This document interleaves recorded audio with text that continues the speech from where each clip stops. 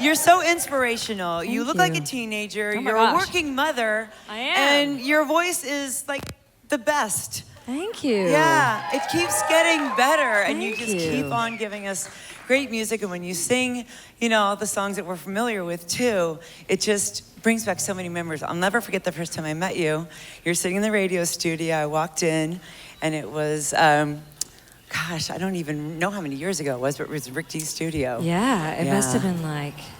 All I want to maybe- do is have some fun. Yeah, it was like maybe 95 or 96. I think so. And Yeah. all the boys were crushing on Cheryl. We were And 10. We she were let like them all 10 years come old. around, and she just looked at them and sipped her water and said, We "Gonna play think my it was song?" water.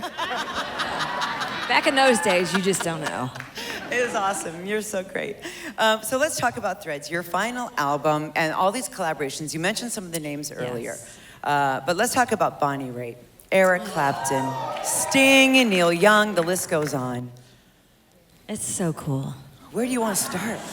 Well, I'm going to tell you a quick story. So Threads, obviously Threads for me is like the journey from being, you know, a 7-year-old starting piano lessons to now. And I'll say that I'm a lot older than 7. I'm 50 years older than 7. And you look like a teenager, like Thank I you. said.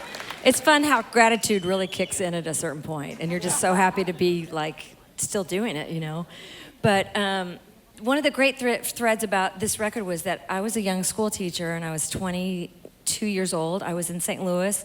I was standing in a theater watching Hail Hail Rock and Roll be filmed. It was Chuck Berry, and Keith Richards was producing it, and Steve Jordan was on drums. And so I'm standing there watching it. Cut to 30 years later, and I'm in the studio with Keith Richards, and Steve Jordan is producing me. And so these are the stories that, I mean, I know they happen all over the world. I like to think they really happen in America, where you dream something and then it can actually happen, you know? So I'm constantly telling people, just be into what you do and love what you do and be into the work and the getting better and, you know, the stick-to-itiveness, and then you'll wind up here. To why you look like a teenager? Well, yeah, I mean, I 'Cause have you're good, happy I and you have love good what you do. genes, too, so. What was it like with Sting?